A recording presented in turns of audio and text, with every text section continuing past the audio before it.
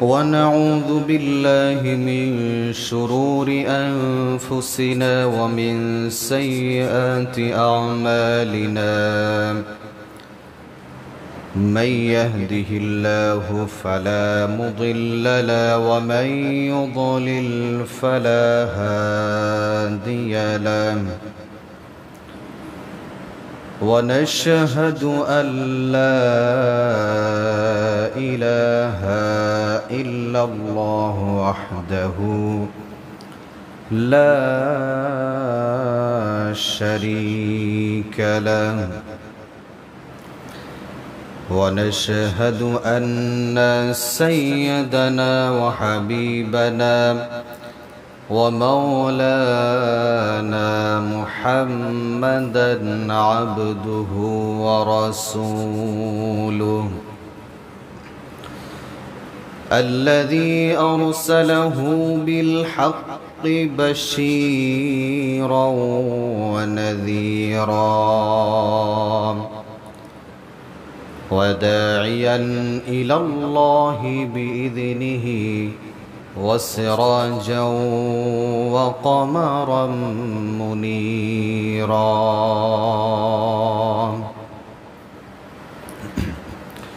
فقد قال الله تعالى في كلامه المجيد والفرقانه الحميد: أعوذ بالله من الشيطان الرجيم.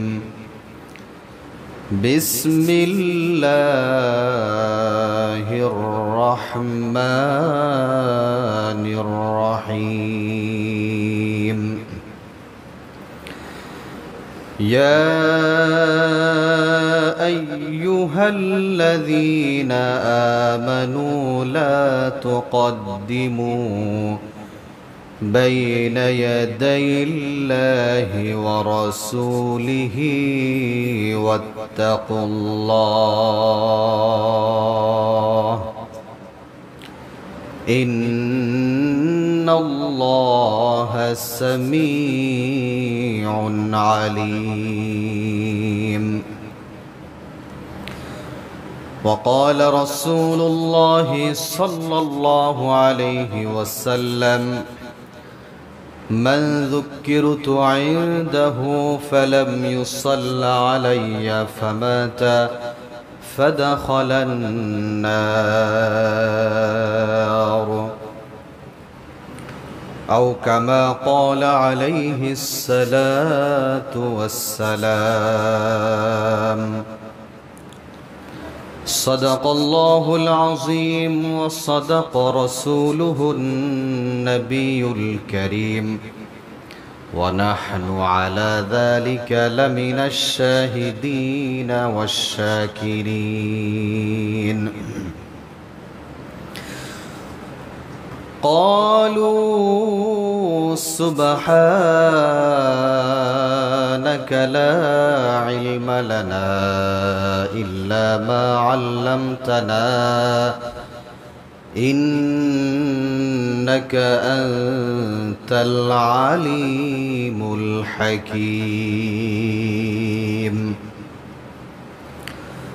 وقال تعالى في شان حبيبه ومحبوبه: إن الله وملائكته يصلون على النبي يا أيها الذين آمنوا صلوا عليه وسلموا تسليما. اللهم صل على سيدنا مولانا محمد وعلى آل سيدنا شفيعنا محمد. اللهم صل على سيدنا مولانا محمد وعلى آل سيدنا شفيعنا محمد سيد الكونين والثقلين والفريقين من عرب ومن عجم اللهم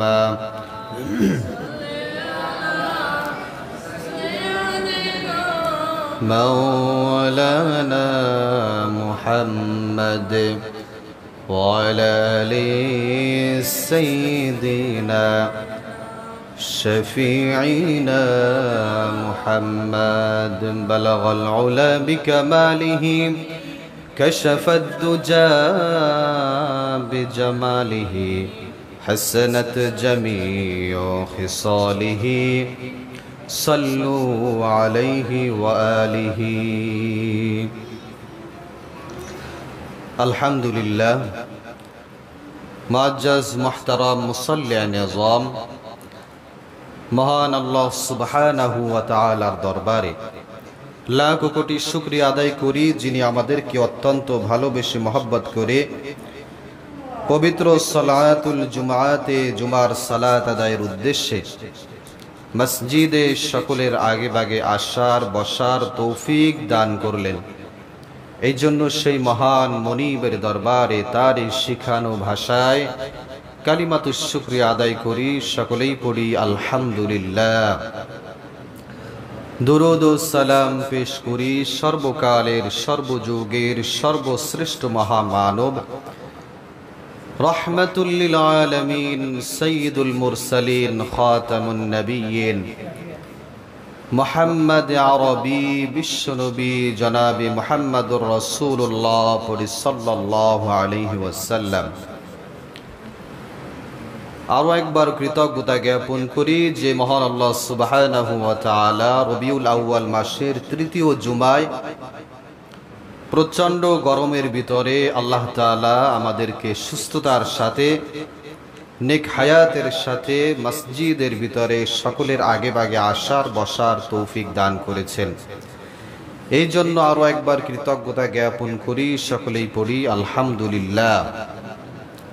প্রাণপ্রিয় মুসল্লিয়ান ইকরাম, আমি আপনাদের সম্মুখে পবিত্র কোরআনুল কারীম থেকে একটি আয়াতে কারিমা তেলাওয়াত করেছি। রাসূল করিম সাল্লাল্লাহু আলাইহি ওয়াসাল্লামের অসংখ্য অগণিত হাদিস থেকে একটি হাদিসের অংশ বিশেষ তেলাওয়াত করেছি। এই আয়াত এবং হাদিসের আলোকে নির্ধারিত সময়ের ভিতরে আমলের নিয়াতে ইখলাসের সাথে কিছু আলোচনা শোনার চেষ্টা করব। ওয়া তৌফিক ইল্লা বিল্লাহ। আল্লাহ সুবহানাহু ওয়া তাআলার সাথে তৌফিক কামনা করি। আল্লাহ সুবহানাহু ওয়া তাআলা আমাদের সকলকে ধৈর্য সহকারে ইখলাসের সাথে আলোচনা শোনার তৌফিক দান করেন, সকলে পড়েন আমিন। প্রাণপ্রিয় মুসল্লিয়ান ইকরাম, আমরা আলোচনার শুরুতে সবসময় নবী আলাইহিস সালাতু ওয়াস সালামের প্রতি দুরূদ পাঠ করি। প্রত্যেকটা আলোচনার শুরুতে প্রথমে প্রশংসা হয় আল্লাহ সুবহানাহু ওয়া তাআলার, এরপর নবী আলাইহিস সালাতু ওয়াস সালামের দুরূদ আমরা পাঠ করি সাল্লাল্লাহু আলাইহি ওয়াসাল্লাম। এর তাৎপর্য, এর গুরুত্ব আমরা অনেক সময় বুঝি না, এর জন্য অনেক সময় অনেকে আমরা বলিও না সাল্লাল্লাহু আলাইহি ওয়াসাল্লাম। আসলে এর গুরুত্ব কিন্তু অনেক বেশি, এর তাৎপর্য অনেক বেশি। তাফসীরের ভিতরে এসেছে, আল্লামা জারুল্লাহ জামাখশারি তাফসীর কারক তিনি বলেন যে যদি তোমরা আমাকে জিজ্ঞেস করো যে নবী আলাইহিস সালাতু ওয়াস সালামের প্রতি দুরূদ পড়া এটা কি ওয়াজিব নাকি মুস্তাহাব, তো তাফসীর কারক তিনি বলেন নবী আলাইহিস সালাতু ওয়াস সালামের প্রতি দরুদ পড়া এটা তোমাদের জন্য অবশ্যই ওয়াজিব। অন্যান্য উলামায়ে কেরামগণ এর ব্যাখ্যায় লিখেছেন, যদি কোনো ব্যক্তি অনেক আলোচনার ভিতরে থাকে, মনে করেন এই যে একটা আলোচনা, একটা জলসা, একটা সেমিনারের আয়োজন করা হয়েছে, সেখানে ঘন্টার পর ঘন্টা আলোচনা করা হচ্ছে, তো তারা বলেন যে একটা আলোচনার ভিতরে যদি একাধিক পরিমাণ নবী আলাইহিস সালাতু ওয়াস সালামের নাম জপা হয়, তো তো সেই ক্ষেত্রে কমপক্ষে একবার নবী আলাইহিস সালাতু ওয়াস সালামের প্রতি দুরূদ পড়া এটা ওয়াজিব। যদি কমপক্ষে একবার না বলা হয় সেই ক্ষেত্রে অবশ্যই সেই ব্যক্তি গুনাহগার হবে। আর একাধিকবার আলোচনার ভিতরে শোনার ক্ষেত্রে অনেকবার হুজুর বলতেছে, আপনার হয়তো ছুটেও গিয়েছে, সেই ক্ষেত্রে ব্যাখ্যায় বোঝা যায় যে আপনার গুনাহ হবে না, কিন্তু আপনি যদি বলতে পারেন অবশ্যই আপনার সওয়াব হবে। তো ভালো যে জিনিসটা সেটা তো পাগলেও বোঝে, আমি যদি বলি তাহলে আমার কি হবে? সওয়াব হবে। তাহলে অবশ্যই আমরা চেষ্টা করব নবী আলাইহিস সালাতু ওয়াস সালামের নাম যখনই জপ হবে আমার সামনে, তখনই আমি কি বলবো? সাল্লাল্লাহু আলাইহি ওয়াসাল্লাম। আল্লাহর নবী সাল্লাল্লাহু আলাইহি ওয়াসাল্লাম মসজিদে নববীতে মিম্বার থেকে নামতেছিলেন, একদিন 3 বার পড়লেন আমিন আমিন আমিন। নামাজ শেষে সাহাবীরা জিজ্ঞেস করলেন, ইয়া রাসূলুল্লাহ, আপনি নামাজের দাঁড়ানোর আগে মিম্বার থেকে নামার সময় 3 বার পড়েছেন আমিন আমিন, ইয়া রাসূলুল্লাহ আমরা বুঝতে পারি নাই, আসলে এর ব্যাখ্যা কি? নবী আলাইহিস সালাতু ওয়াস সালাম বললেন, দেখো ওই টাইমটায় আমার কাছে জিবরিল আমিন আলাইহিস সালাতু ওয়াস সালাম ওহী নিয়ে এসেছিল। 3টা বিষয় আমাকে সংবাদ দিয়েছেন। 1 নম্বরে, যেই ব্যক্তি আমার নাম শুনলো অথচ দুরূদ পড়লো না, ওই ব্যক্তি ধ্বংস হয়ে যাক। আমি নবী বললাম আমিন। যেই ব্যক্তি রমজানুল মুবারক পেল অথচ গুনাহ মাফ করাইতে পারলো না, ওই ব্যক্তি ধ্বংস হয়ে যাক। আমি বললাম আমিন। যেই ব্যক্তি বৃদ্ধ পিতামাতা পেল অথচ খেদমত করে জান্নাত কামাই করতে পারলো না, আমি বললাম আমিন। নবী আলাইহিস সালাতু ওয়াস সালাম এই 3টা জায়গায় সমর্থন দিয়েছে যে 3টা কাজ যদি কোনো ব্যক্তি না করতে পারে, ওই ব্যক্তি যদি ধ্বংস হয়ে যায়, তাও নবী আলাইহিস সালাতু ওয়াস সালামের দুঃখ নাই। সুতরাং কঠিনভাবে বোঝা দরকার যে নবীর প্রতি দুরূদ পড়া এটা যে শুধুমাত্র এই রবিউল আউয়াল মাস আসবে তখন একটু বেশি বেশি মিলাদ কিয়াম পড়ব আর দুরূদ পড়ব, অন্য সময় কোনো সময় আমরা পড়ব না, ব্যাপারটা কিন্তু এরকম নয়। নবী আলাইহিস সালাতু ওয়াস সালামের নাম শুনলে দুরূদ পড়ব এবং অন্য সময়ও যে আমরা দুরূদ পড়ি, এর তাৎপর্য, এর মর্যাদা অনেক বেশি। পবিত্র কোরআনুল কারীম আল্লাহ সুবহানাহু ওয়া তাআলা বলেন, এই আয়াতটা আমরা প্রায় তেলাওয়াত করি, ইন্নাল্লাহা ওয়া মালাইকাতাহু ইউসাল্লুনা আলান নবী। আল্লাহ সুবহানাহু ওয়া তাআলা বলেন যে আমি আমার নবীর প্রতি রহমত বর্ষণ করি। সুবহানাল্লাহ, আমি আমার নবীর প্রতি সালাম বর্ষণ করি। ওয়া মালাইকাতিহি, আমার ফেরেশতাগণও আমার নবীর প্রতি রহমত, আমার নবীর প্রতি অনুগ্রহ প্রদর্শন করে। ইউসাল্লুনা আলান নবী, আমার নবীর প্রতি।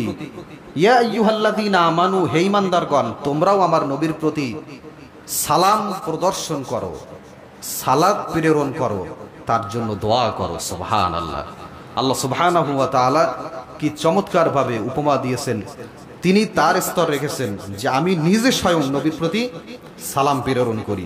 একাধিকবার নবীর প্রতি সালাম আল্লাহ সুবহানাহু ওয়া তাআলা প্রেরণ করেছেন। জিবরিল আমিন আলাইহিস সালাতু ওয়াস সালাম যখনই নবীর কাছে আসতেন তখনই এসে বলতেন, ইয়া রাসূলুল্লাহ ওয়া ইয়া হাবিবাল্লাহ ইন্নাল্লাহা ইয়াকরাউকাস সালাম। ইয়া রাসূলুল্লাহ, আল্লাহ সুবহানাহু ওয়া তাআলার পক্ষ থেকে আপনার কাছে এসেছি। সর্বপ্রথম বলতেন আল্লাহ তাআলা আপনাকে সালাম পাঠিয়েছেন। সুবহানাল্লাহ বলেন। তো আমাদের বুঝতে হবে এই জন্য আল্লাহ সুবহানাহু ওয়া তাআলা সম্মান প্রদর্শন করেছেন। পবিত্র কোরআনুল কারীমে সূরাতুল হুজুরাতের প্রথম আয়াত যদি আপনি তেলাওয়াত করেন, আল্লাহ সুবহানাহু ওয়া তাআলা নবীর প্রতি এখানে কেমন কথা বলেছেন। ইয়া আইয়ুহাল্লাযীনা আমানু লা তুকদ্দিমু বাইনা ইয়াদাইল্লাহি ওয়া রাসূলিহি ওয়াত্তাকুল্লাহ ইন্নাল্লাহা সামিউন আলীম। ইয়া আইয়ুহাল্লাযীনা আমানু, হে ঈমানদারগণ, লা তুকদ্দিমু বাইনা ইয়াদাইল্লাহি ওয়া রাসূলিহি ওয়াত্তাকুল্লাহ, তোমরা আল্লাহর রাসূলের ব্যাপারে কোনো বিষয় অগ্রণী হইও না, কোনো বিষয় বেশি বুঝতে যেও না। আল্লাহর রাসূলের কথা তোমরা, নবী আলাইহিস সালাতু ওয়াস সালাম যখন কোনো কথা বলবে, সেই কথা অত্যন্ত বিনয়ের সাথে তোমরা শ্রবণ করবে, কারণ আল্লাহ সুবহানাহু ওয়া তাআলার পক্ষ থেকে তিনি সব কথা বলেন। এই জন্য তার কথায় কোনো বেশি বুঝতে যাবে না। ওয়াত্তাকুল্লাহ, এই ব্যাপারে তোমরা আমি আল্লাহকে ভয় করো। ইন্নাল্লাহা সামিউন আলিম, নিশ্চয়ই আমি আল্লাহ পাক রব্বুল আলামিন সব কিছু জানি, সব কিছু দেখি এবং সব কিছু শুনি।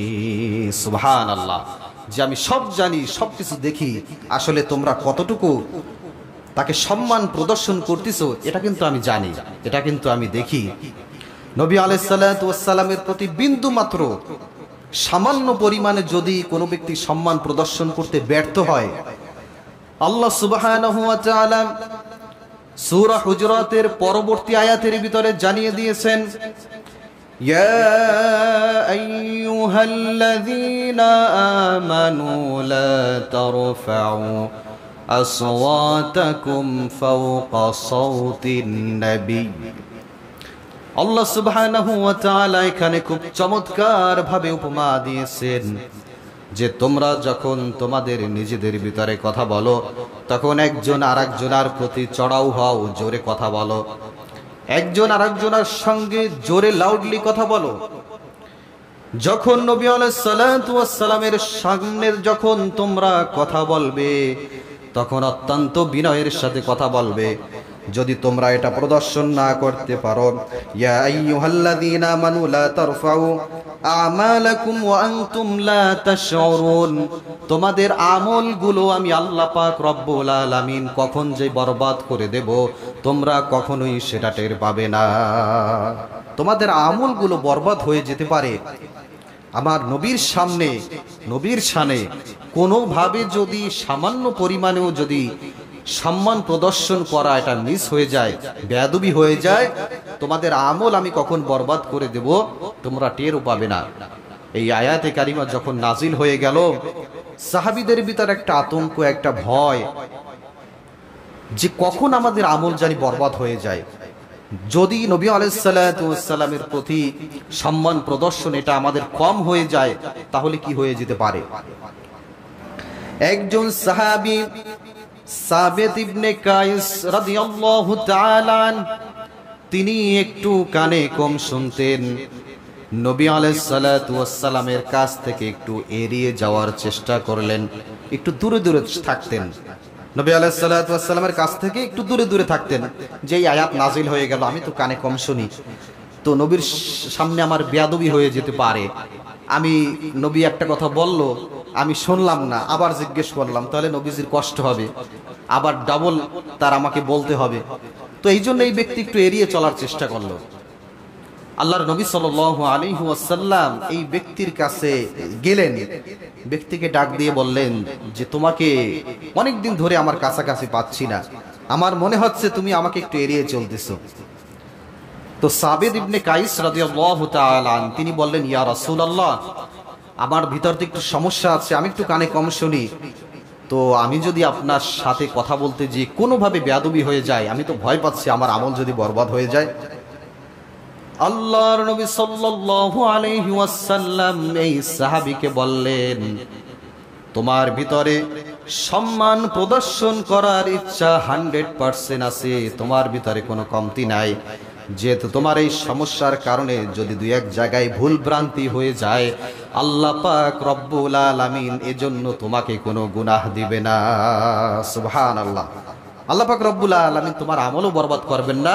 আল্লাহ সুবহানাহু ওয়া তাআলা তোমার প্রতি রহমত বর্ষণ করবেন, বিন্দুমাত্র কমতি করবেন না।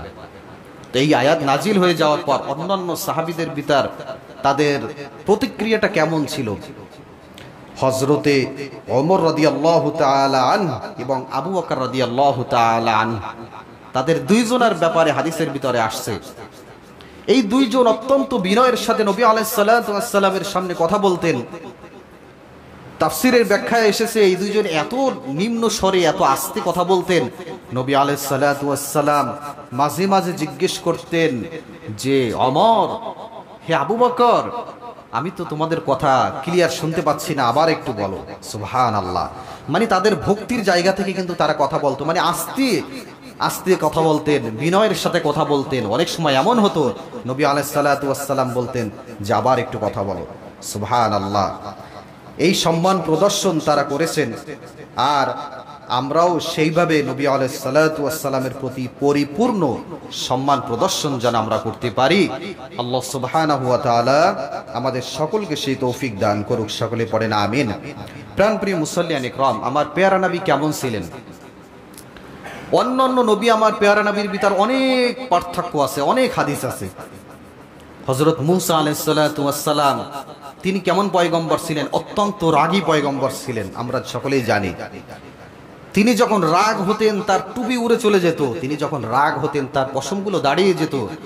তিনি রাগ করে একদিন একজন ব্যক্তিকে, ফেরাউনের বাবুর্চি সম্ভবত, যে রাগ হয়ে একদিন এক চোয়ারে থাপ্পড় মেরে ফেরাউনের বাবুর্চিকে মেরে ফেলছিলেন। তো এমন ব্যক্তি ছিলেন, এমন রাগী পয়গম্বর ছিলেন আমার নবী। প্যারা নবী মুহাম্মাদুর রাসূলুল্লাহ সাল্লাল্লাহু আলাইহি ওয়াসাল্লাম তিনি কেমন পয়গম্বর ছিলেন, তিনি কেমন নবী ছিলেন? তিনি অত্যন্ত দয়ালু একজন নবী ছিলেন। কখনোই তিনি রাগ করতেন না। যতই তাকে নির্যাতন করুক, নিপীড়ন করুক, তাকে অত্যাচার করুক, নবী আলাইহিস সালাতু ওয়াস সালাম কখনোই মানুষদের প্রতি রাগ করতেন না। উহুদের ময়দানে তার দান মুবারক শহীদ হয়ে গেল। নবী আলাইহিস সালাতু ওয়াস সালাম তারপরও ওই কাফেরদেরকে বরদোয়া করেন নাই, কাফেরদের প্রতি অভিশাপ দেয় নাই। আল্লাহর নবী সাল্লাল্লাহু আলাইহি ওয়াসাল্লামকে জিজ্ঞেস করা হয়েছিল, জিবরিল আমিন আলাইহিস সালাতু ওয়াস সালাম বলেছিলেন, ইয়া রাসূলুল্লাহ ওয়া ইয়া হাবিবাল্লাহ, আপনি শুধুমাত্র একবার অর্ডার করুন, একবার নির্দেশ দিন, এই কাফেরদের আন্ডা বাচ্চা যা কিছু আছে সব কিছু পাহাড় চাপা দিয়ে এদেরকে ধ্বংস করে দেই। আমার নবী, প্যারা নবী, দরদি নবী, তিনি বলেছিলেন যে এই কাফেরদের যদি ধ্বংস করে দেওয়া হয়, আমি কাদের কাছে ইসলাম প্রচার করব? সুবহানাল্লাহ। আমি কাদের নিকট ইসলামের দাওয়াত আমি পৌঁছে দেব, কাদের কাছে আমি দাওয়াত পৌঁছাবো? সুবহানাল্লাহ। নবী আলাইহিস সালাতু ওয়াস সালাম এতটা দরদি ছিলেন। তো নবী আলাইহিস সালাতু ওয়াস সালাম যা কথা বলেন সব কিছু হলো ওহী। তিনি নিজে থেকে কোনো কথা, কখনোই কোনো কথা বানিয়ে বলেন না। পবিত্র কোরআনুল কারীমে আল্লাহ সুবহানাহু ওয়া তাআলা এই কথাটাই জানিয়ে দিয়েছেন, ওয়ামা ইয়ানতিকু আনিল হাওয়া ইন হুয়া ইল্লা ওয়াহয়ুন ইউহা। আমার নবী তিনি নিজে থেকে কোনো কথা বানিয়ে বলেন না। নবী আমার যেটা বলেন সেটা হলো ওহী। আমি আল্লাহ পাক রব্বুল আলামিন নবীকে যা বলতে বলেছি নবী তাই বলে।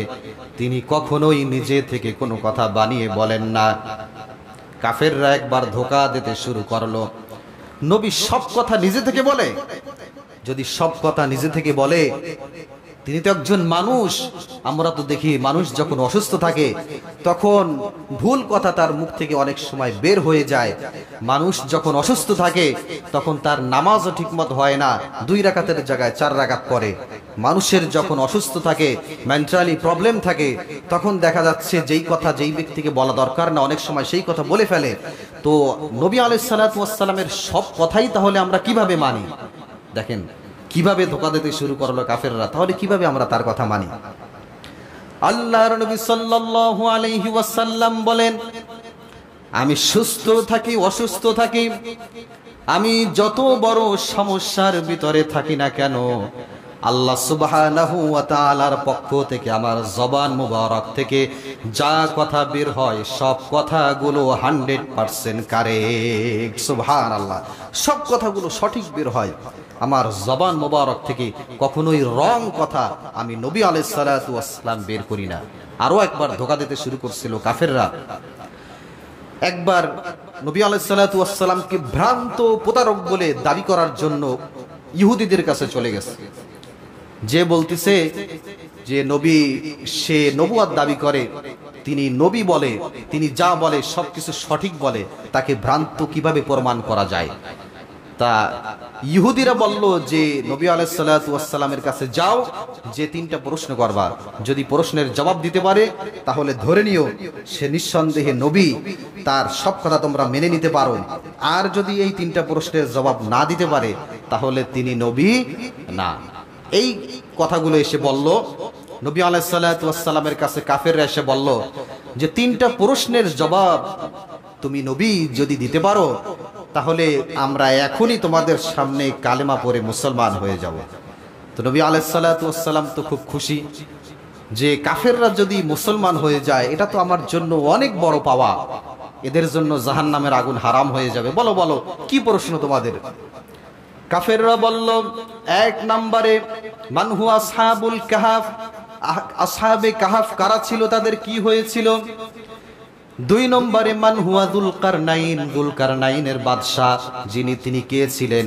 3 নম্বরে মা হুয়ার রূহ, আত্মা কি জিনিস? এই 3টা প্রশ্নের তুমি জবাব দাও।